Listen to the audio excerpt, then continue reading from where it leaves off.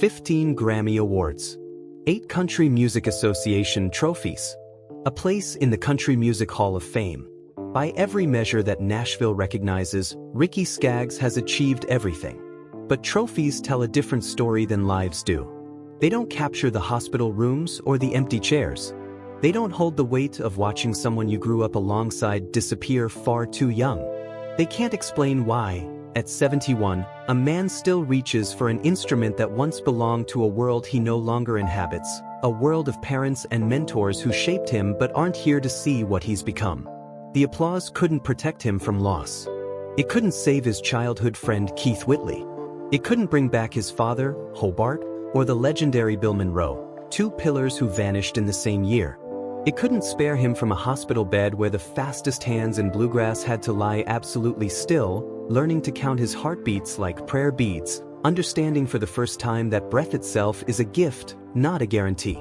Now, on the threshold of his 72nd birthday, Ricky Skaggs steps forward with Say a Prayer, marking not a return to something he left behind, but a continuation of a life that has refused to stop moving forward, even when moving meant carrying ghosts. Before we dive deeper, honor this Kentucky boy who turned his home into music. A gesture would mean the world. The very first music Ricky Skaggs ever heard didn't come from a radio or a stage.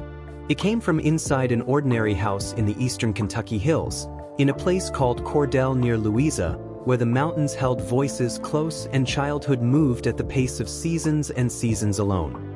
Born July 18, 1954, Ricky grew up in a world where music wasn't something you aspired to, it was simply the sound of living. His mother, Dorothy, didn't sing because she wanted an audience.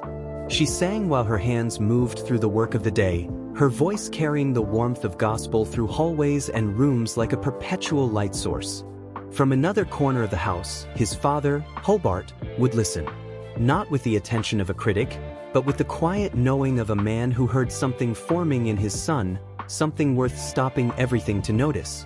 This was the Kentucky boy's first education, not in how to perform, but in how to be heard by the people who mattered most. Church hymns drifted in from Sunday mornings. The Grand Ole Opry crackled through radio static. Wacky from Cincinnati reached them through the static and distance, teaching a child that music could travel through darkness and rough air and still arrive, still matter. The Stanley Brothers and the bluegrass legends existed somewhere out in that same radio-delivered world, proof that mountains held their own kind of power. When Ricky was approximately 5 years old, his father made a decision that would reshape everything. Hobart brought him a mandolin, an instrument that looked impossibly large in such small hands, almost too fragile to trust with a child. But Hobart understood something deeper than size. He showed his son 3 chords, G, C, and D, 3 doorways. 3 shapes where fingers belonged. This wasn't a career plan. There was no vision of stadiums or gold records. This was a father teaching a son how to be part of something larger than himself, how to enter a conversation that had been happening for generations before he arrived. Ricky learned with astonishing speed, but the gift his father gave him ran far deeper than technique. Hobart taught him the architecture of listening. When to change, when to hold, when to let silence carry as much weight as sound. And most importantly, Hobart taught him that being heard by someone who loves you is the only audience that ever truly matters. The mandolin sat in those small hands like a piece of Kentucky carved into wood and string. Outside, the hills rose with their old silence. Inside, a boy was learning the language that would eventually carry him farther than either of them could have imagined, but not before it had already made him whole. On a night that began like any other local gathering in Martha, Kentucky, something shifted. Bill Monroe, the father of bluegrass himself, a man who seemed to carry the mountains inside him wherever he traveled, had come to town. His presence alone changed the air. There was the dust of travel, the gathered neighbors, the ancient excitement that moves through rural communities when a true master appears within reach. Ricky was still very young enough that his mandolin belonged entirely to his family, to his father's patient hands, to his mother's voice, to the small circle of home. But when Monroe called him forward, the distance between a child's seat and a stage collapsed into something else entirely, something that would reshape his entire existence. Monroe placed his own mandolin on the boy's shoulders and adjusted the strap to fit that small frame. It was a gesture so simple it could have been nothing. Instead, it carried the weight of a blessing. In that moment, Ricky stood inside a different kind of silence. Not the comfortable quiet of home, but the silence that comes when everyone is watching and there is nowhere to hide. To the crowd, it was charming, a local child standing beside a legend, a heartwarming snapshot. Inside that moment, Ricky understood something that would live with him forever. His talent had made him visible. And visibility, while beautiful, is also a kind of exposure. Everything after that night carried a new texture. Little Ricky became a name people spoke with pride, a testament to something larger than himself. The weight of that hope settled onto young shoulders. Suddenly, he was appearing alongside Flatt and Skaggs, standing near the Stanley brothers, moving through musical spaces that adults approached with reverence and trembling respect.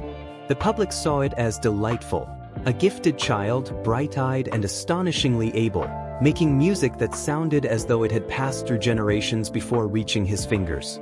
What the public didn't see was the private cost of that visibility, the fact that mistakes couldn't simply be forgotten by supper time.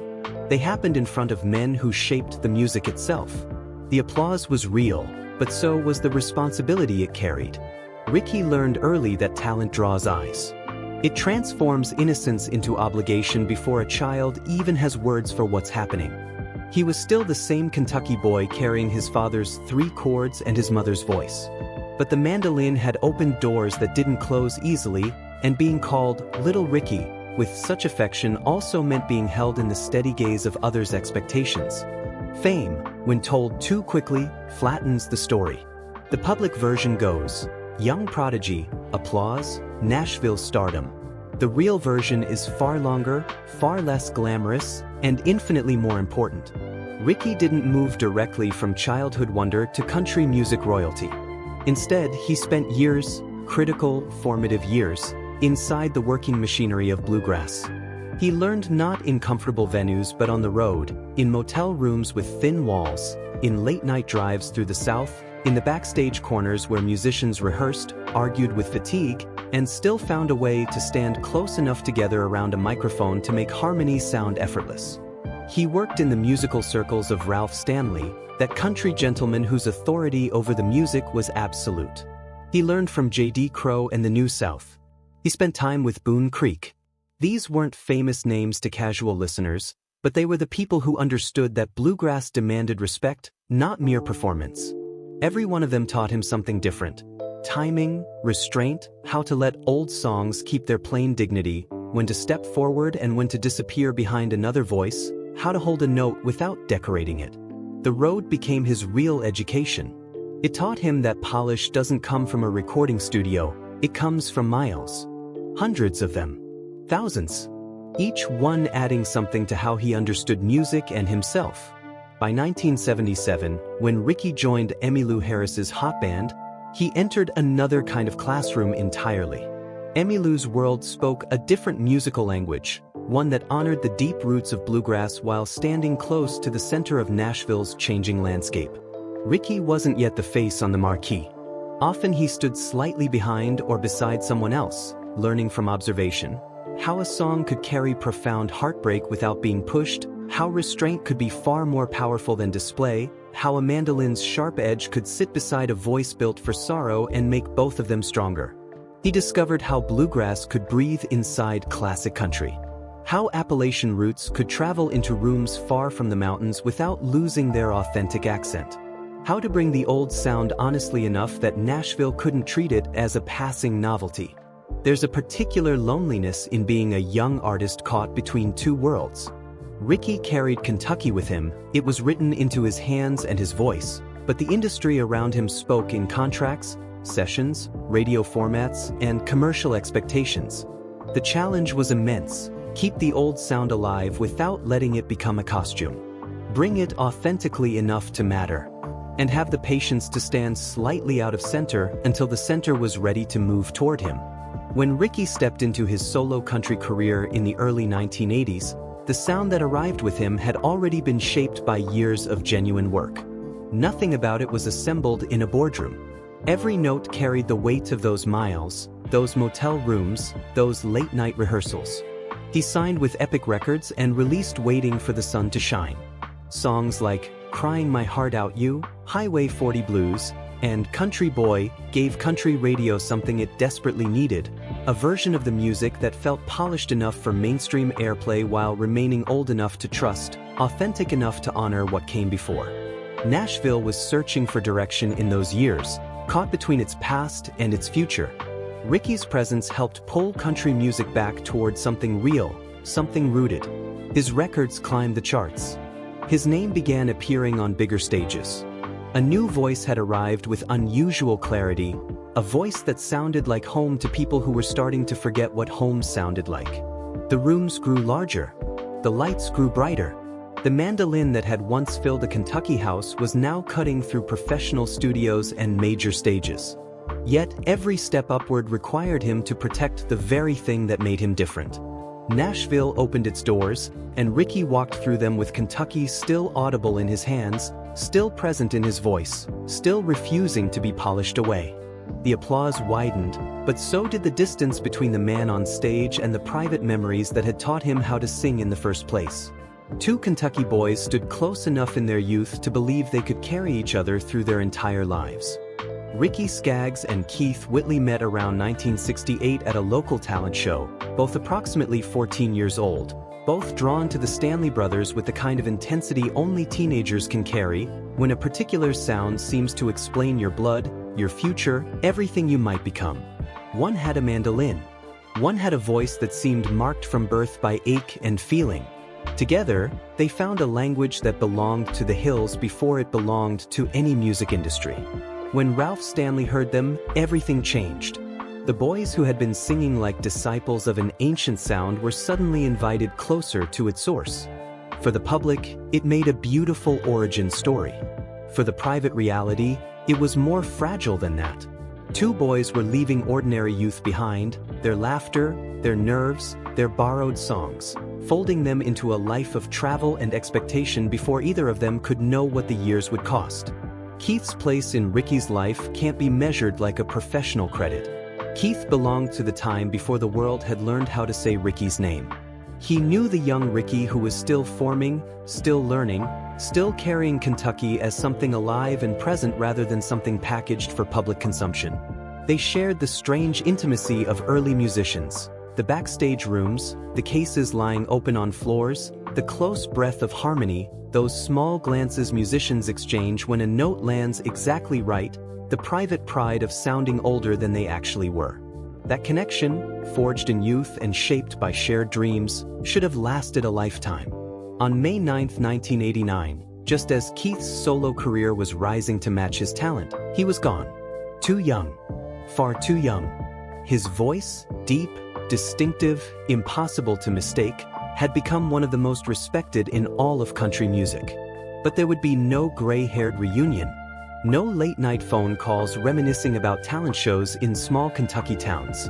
No chance for those two boys to stand together again as old men, laughing about how far they'd come. The world kept moving because worlds always do. Records played. Shows continued. Awards were announced. Ricky stood beneath lights and gave audiences the steadiness they came to hear. But somewhere inside the music, one harmony had become permanently one-sided. A photograph could hold their young faces. A song could recall their blend. But it could not bring back the person who had stood beside him before Nashville knew what to do with either of them.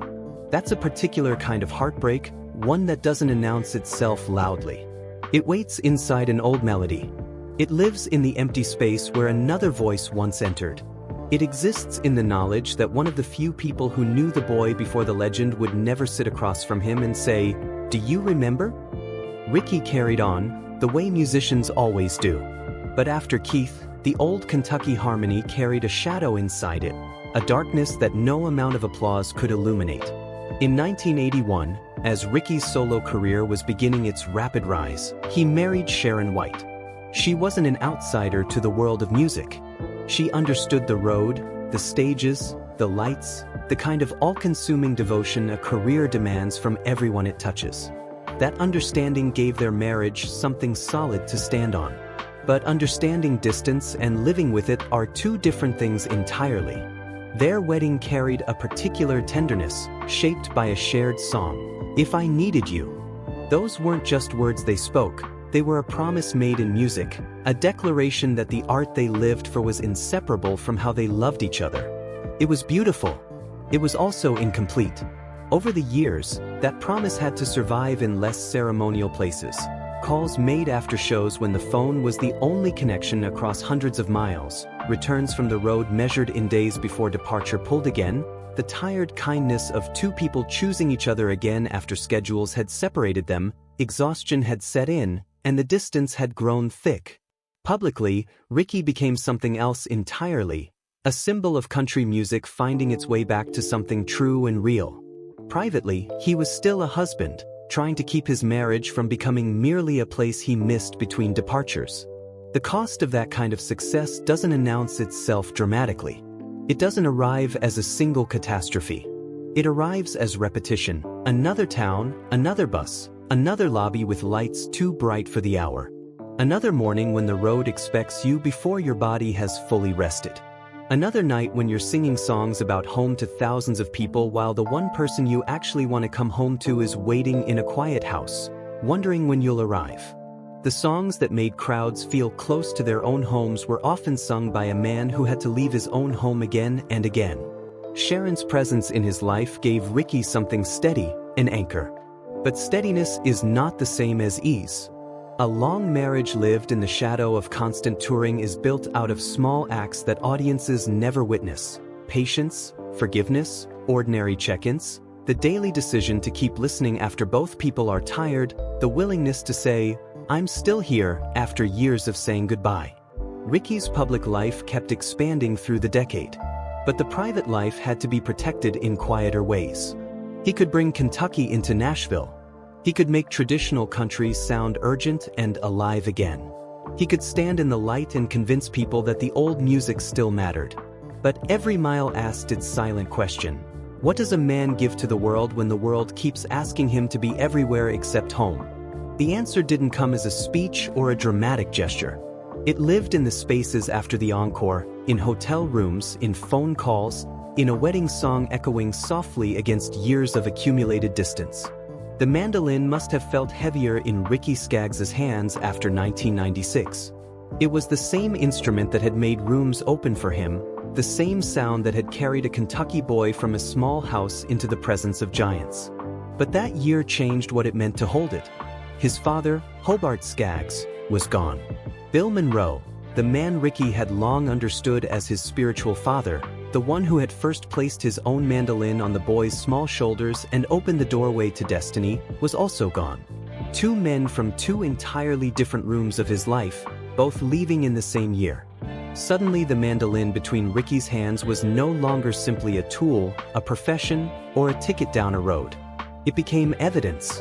It carried the fingerprints of a father who had heard possibility in his son from another room, who had trusted a small child with an instrument before the world had made any promises. It carried the shadow of the older man who had once stood before him like a mountain, close enough to touch, yet too vast to fully understand, and who had placed his own legacy across the shoulders of a 5-year-old. The world knew Ricky as an artist with bright stages, major recordings, and the deep respect of both country and bluegrass audiences. Behind that public image stood a man in his 40s facing a private silence that applause could never reach. Hobart's absence cut into the oldest part of Ricky's life. Before any industry accolade mattered, before any record label had a contract, there had been a father listening closely enough to notice when a child began to blend his voice with his mother's. Hobart hadn't given Ricky fame. He'd given him the first way to hold sound. He'd bought the mandolin. He'd shown him where the fingers belonged. He'd given him G, C, and D, 3 chords small enough for a boy to learn, yet large enough to become the foundation of an entire life. Bill Monroe opened another kind of hollow entirely. If Hobart belonged to home, Monroe belonged to destiny. He was the bridge between a family sound and a public calling, between a child with an instrument and a tradition large enough to claim him. When Monroe was gone, the memory of that night in Martha, the crowd, the older hands adjusting the strap, The boy looking upward with reverence he couldn't yet explain, no longer ended with applause. It ended with the knowledge that the man who had stood before him would never hear whether Ricky had kept faith with the music. Together, Hobart and Monroe formed a line. A path. One point was blood. One point was calling. One had heard the boy before the world did. One had made the boy stand before the world. From that line, Ricky could trace his journey from a Kentucky room to a bluegrass stage, from family to tradition, from first lesson to lifelong duty. When both were gone, the line didn't vanish, but it stopped being held at the other end. The stage was still there, but it no longer answered the deepest ache. The instrument that had carried Ricky away from the house now seemed to point back toward it, toward the old foundation stones, toward the music that had existed before the industry had a name for him. After 1996, Ricky learned to live with an absence that would never close. It wouldn't fade with time. It would simply become part of the landscape he inhabited, like old mountains in the distance. Years later, another warning would come from somewhere even closer than memory. It would come from the body that had carried the music all along. For decades, Ricky Skaggs had moved with the fierce precision that bluegrass demands. Right hand quick, breath measured, ear alert, body trained to serve the song. The road had taught him endurance. Stages had taught him how to stand through fatigue. To audiences, he seemed almost ageless, a man who returned again and again with the same instrument in his hands, moving with the same clarity and intensity. Then in 2020, warning signs arrived. Shortness of breath, chest discomfort. The tests revealed what needed to be faced. Ricky would need quadruple bypass heart surgery. The phrase itself carried a weight no stage light could soften. A hospital room has a completely different tempo than bluegrass. The monitor beside the bed has its own small insistence, beeping out a rhythm that no musician chose. The hand that once ran with impossible speed across mandolin strings now rested carefully against the body, aware of what had been opened and repaired, what remained to be healed. Sharon and family waited inside the particular quiet that hospitals demand, the quiet where love has to sit still because it cannot play a note, cannot speed the hour, cannot transfer pain into its own chest. The public had known Ricky through motion, tour buses, performances, recordings, festivals, the clean strike of strings, the living speed of Kentucky music. The private image was slower, more fragile, more vulnerable. A mandolin could wait in a room without being touched. A stage schedule could suddenly feel impossibly far away. The same road that had carried him for decades appeared now in a harsher light because he understood how different the story might have been if his heart had failed somewhere between cities, miles away from a hospital. Speaking about that season later, Ricky said something that held an entire shadow in just a few words. He thanked the Lord many times that he wasn't far from help when the warning came. That simple gratitude contained multitudes. Fear had entered the room beside it. Ricky didn't erase the fear with gratitude. He gave himself a place to put his next breath. Age had stopped being something that belonged to other people. It had become a fact written inside his own chest. The body that had honored old music was now asking to be honored itself. For a musician, the heart is never merely an organ. It's the hidden metronome beneath every song, the first rhythm before the hand moves, before the voice rises, before the strings answer. After surgery, returning to music could not mean returning unchanged. A man doesn't survive that kind of room without something shifting inside him. The stage might look familiar. The strap might fall across his shoulder in the old way. The audience might hear the same clarity in the strings. But the private meaning has shifted irreversibly. Every performance now carries the knowledge that breath is a gift before it becomes a phrase. That a heartbeat is the first rhythm beneath every song. That time, while it may seem infinite when you're young, is actually the most precious resource any of us possess. Ricky didn't need to make that truth dramatic. It showed up in the small things, the careful movement during recovery, the understanding that the instrument could wait until the body was ready, the quiet relief of being able to stand again where music could find him. When he returned to sound, it felt less like returning to routine and more like time being handed back in measures, one song at a time. Every note after that carried a little more prayer inside it. Every familiar stage carried a second meaning beneath the first. The applause was still applause, But underneath it was something quieter, a man listening to his own breath, feeling his heart keep time, finding strength enough to answer with music. The room didn't need to be large for the music to feel immense.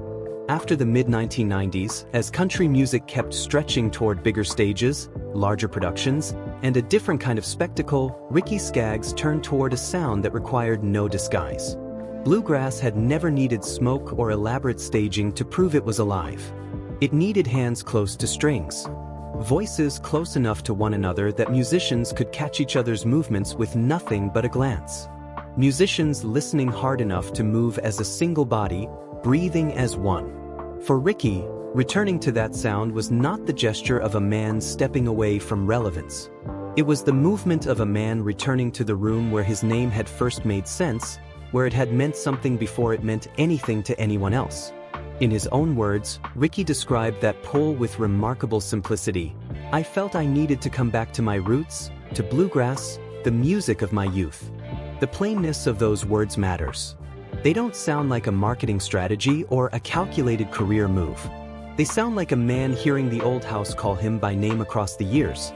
The loss of Hobart and Bill Monroe remained behind the decision like dim light beneath a closed door. But the work ahead was living work. Ricky formed Kentucky Thunder, building a musical space where precision and spirit could stand side by side, where the old forms could breathe without being suffocated by reverence or emptied by modernization. When the Bluegrass Rules album arrived in 1997, it did far more than place songs on a record. It planted a stake in the ground. It said, the old music still has pulse. It still has listeners. It still has young blood and weathered memory breathing in the same space. Through Skaggs Family Records, Ricky found another kind of ownership, quieter than fame, perhaps more important. He could tend the music with genuine care, shape it without asking it to become something it wasn't, place his name behind work that felt close to his own foundation stones. The gatherings moved from arenas to spaces where musicians stood around acoustic microphones, close enough to catch the smallest shift in timing. Ricky looked less like a country music star protecting a brand and more like a keeper of a door, someone maintaining a space where something essential could continue to live and breathe. The stage could be smaller. The lights could be plainer. The sound came without heavy decoration or unnecessary embellishment. That plainness carried its own dignity. Bluegrass demands truth, quick, clean, with no place to hide. A missed feeling cannot be covered by size. A false note cannot be concealed behind production. A musician's heart cannot be hidden. By then, Ricky had lived long enough to understand something crucial. The music of his youth was not simply a style from the past. It was a house still standing. It held his mother's voice singing through ordinary rooms. It held his father's 3 chords and the lessons wrapped around them. It held Monroe's shadow and his hand lowering destiny onto young shoulders. It held Keith Whitley's missing harmony, the voice that should have been there but never would be again. It held church air, Kentucky dust, the ache of every road that had taken him away from home. Coming home didn't mean pretending the losses hadn't happened. It meant giving those losses a language that could still breathe, still sing, still reach across the distance and touch someone's heart. There was warmth in this return, but it was not lightness. A promise can be beautiful and still feel heavy in the hand. Ricky became a public ambassador for bluegrass because privately, the sound had become inseparable from those he could no longer call back. With Kentucky Thunder, he stood among musicians who could push the music with astonishing force. Yet the deepest power came from restraint, from letting old forms breathe without embalming them in amber, from trusting that the music was strong enough to speak for itself. Younger players could look at Ricky and see more than achievement. They could see a path from childhood roots to mature responsibility. He wasn't guarding a museum or protecting something dead. He was keeping a fire usable, ensuring that something essential wouldn't fade away. The public heard speed, harmony, discipline, and joy. Beneath it all was a man answering absence with stewardship. Every clean run on the mandolin seemed to say that the house had not been abandoned. Every gospel phrase, every mountain melody, every close harmony opened a door for those who came after him. A life can be measured in records and honors and statistics. But Ricky's later work seemed to ask for another measurement entirely. whether the sound that raised him would still be alive in other hands when his own finally grew still. The mandolin still finds its place against Ricky Skaggs's body, even as time has changed the man holding it. At 71 years old, with his 72nd birthday approaching on July 18, 2026, Ricky remains publicly present, still connected to Kentucky Thunder, still letting the sound that followed him from childhood rooms to national stages move through his hands. The release of Say a Prayer on June 26, 2026 doesn't roar. In the frame of his entire life, it sounds more like a continuation, a late life offering from a man who learned that faith and music often speak most powerfully when they don't hurry, when they let silence carry as much weight as sound. His hair has silvered. The road behind him has grown long. The body already gave him its warning and demanded that he listen. Yet there he stands, still near the strings, still letting Kentucky pass through his hands in a language older than the industry that once celebrated him, older than his own ambition, older than time itself. The public can name the honors: Hall of Fame recognition, Grammy history, the Grand Ole Opry stage, country hits, bluegrass leadership, gospel conviction, and influence on generations of younger musicians who learned by watching how he carried the music forward. The private image is simpler and more piercing. An older man with an instrument, surrounded by applause, hearing within it the voices that shaped him and didn't stay. Sharon White remains one of the steady human anchors in the entire story. Hobart is there in the first lesson, the 3 chords, the act of being noticed by someone who mattered first. Dorothy is there in the first song, the voice that opened the doorway through which all the later songs would pass. Bill Monroe is there in the first great public blessing, the hand that showed him he could belong to something larger than himself. Keith Whitley is there in the harmony that never reached old age, the voice that went silent too soon. These figures don't need to be explained again. By now they live inside the sound itself. When an audience hears Ricky play, they might hear mastery, tradition, and the comfort of a familiar style, the precise clarity he's carried for 50+ years.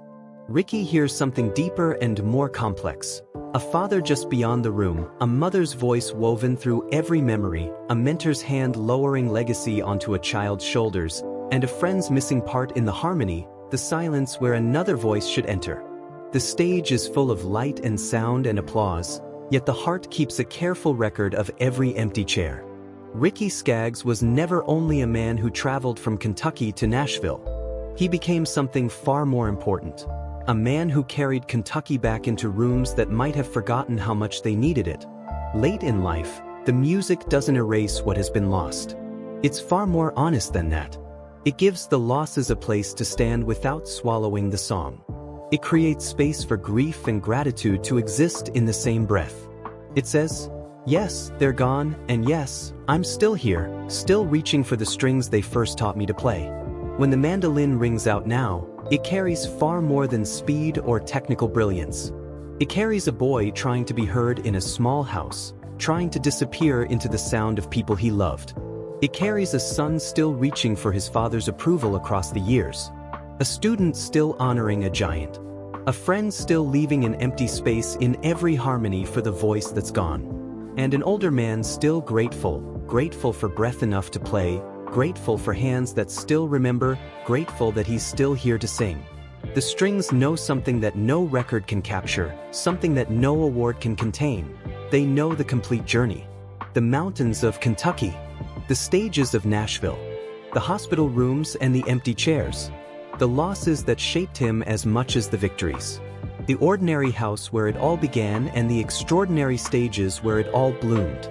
If Ricky Skaggs's music has ever carried you back to a place you still remember, to a person you still miss, to a church or a road or a moment in time when the world felt more like home, if his voice has ever reached you in a way that felt like recognition, like being truly heard, leave him a tribute below. Let him know that the Kentucky boy who turned his love into music, who carried his ghosts into the light and made them beautiful, who kept faith with the old songs and with the people who came before him, let him know that it mattered. That it still matters. That it will always matter. The audience hears bluegrass. Ricky holds the road home in his hands. And somewhere inside those strings, the Kentucky child is still playing, carefully enough for the people who loved him first to recognize the sound, gently enough for everyone else to remember what home feels like.